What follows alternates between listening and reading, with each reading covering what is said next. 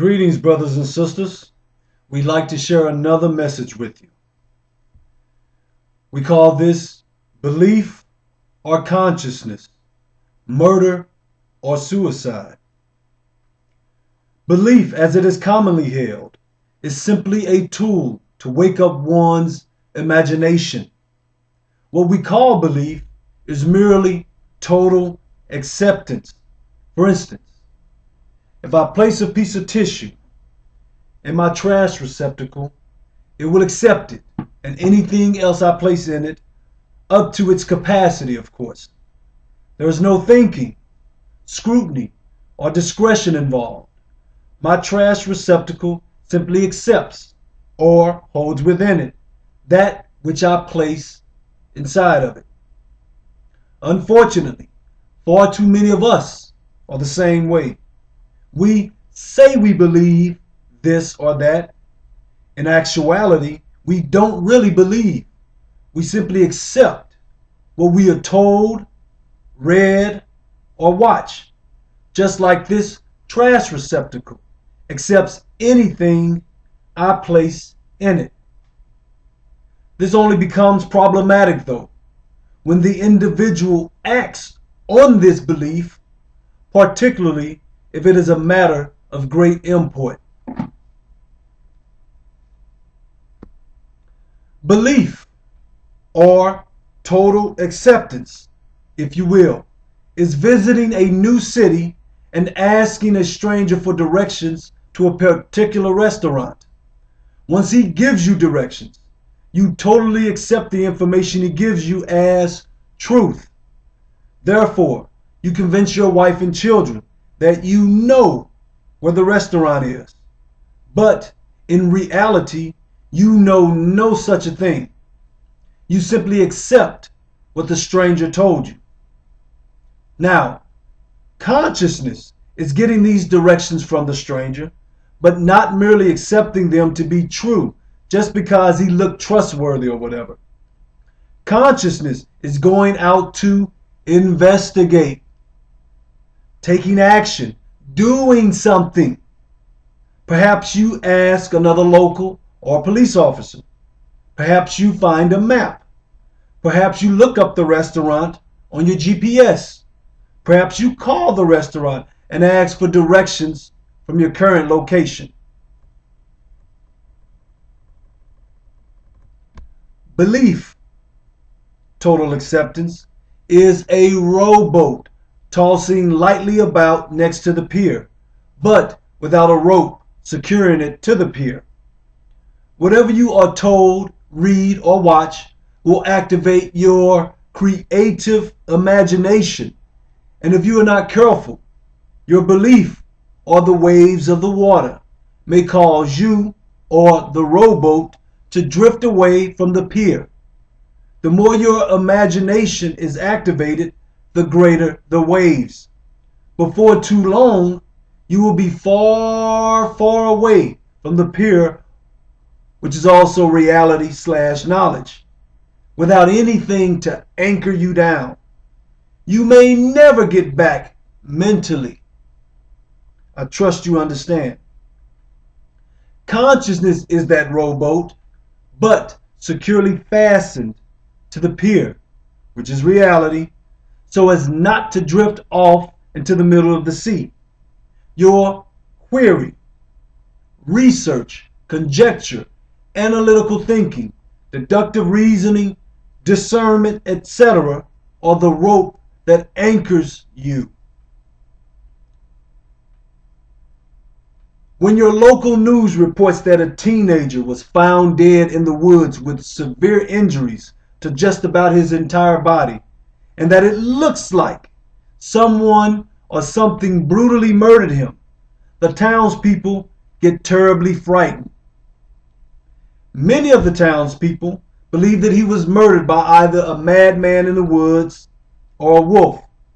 Their belief activates their creative imagination, and it becomes difficult for many of them to neutralize, transform, and disintegrate destructive thoughts created in their imagination. Therefore, these thoughts empty themselves until their emotional bodies, and they are overcome with fear, irrationality, anxiety, stress, and even superstition. Now, listen to me very carefully, my brothers and sisters. The investigation team investigates the scene. There was a letter found in his room, and it was confirmed through handwriting analysis that he did indeed write the letter. Further evidence supports him jumping off of the tall cliff, which caused him to crash violently against the jagged side of the cliff before crashing to the wood floor. Evidence proves that the severe injuries to his body are as a result of suicide, not a madman rather, or a wolf. The investigation team was able to build consciousness in through and by their work to the degree that they could draw a definitive conclusion. Once this information is disseminated to the public, many people are relieved to know that no two-legged or four-legged beast killed the teenager. Unfortunately, some whose rowboats have drifted so far away from the stabilizing and balancing pier still won't accept the facts that have been revealed in the investigation. Their fear, anxiety, stress, irrationality, and again, even superstition, spawned by their creative and in this case destructive imagination, have utterly disconnected them from reason, logic, rationality, common sense, and reality itself. Reports prove there were no other footsteps or animal prints anywhere near the scene of the crime. The poor young man was on antidepressants, known to frequent this part of the woods, had few friends, was made fun of on Facebook, did poorly in school, emotionally and mentally battered by his father, etc. But to those townspeople who are crystallized with belief or total acceptance, this is all immaterial.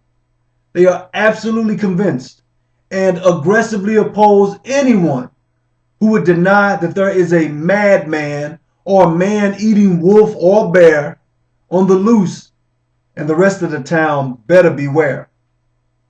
Now, as somewhat of an aside, I would like to give you just a bit more to consider before I close. Imagine, if you would, the investigation team concealing from the townspeople what they were able to acquire consciousness and knowledge of in their investigation.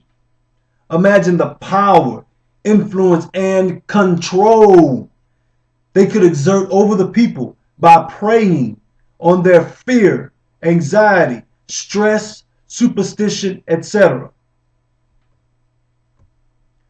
Brothers and sisters, this is why it is critically important that we never, ever, ever rest on total acceptance, particularly in regard to matters of the greatest import.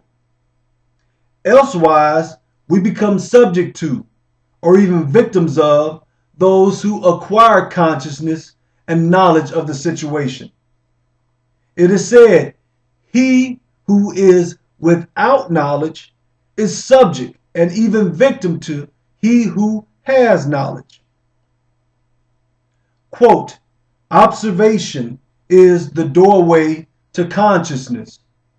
Consciousness is the doorway to knowledge, by Dr. David M. Berry, founder of New Age Truth of Missouri Incorporated. I trust you have found this I trust you have found this message necessary, beneficial, and worthwhile. Thank you for your time and consideration. Love and harmony, Brother Osiris.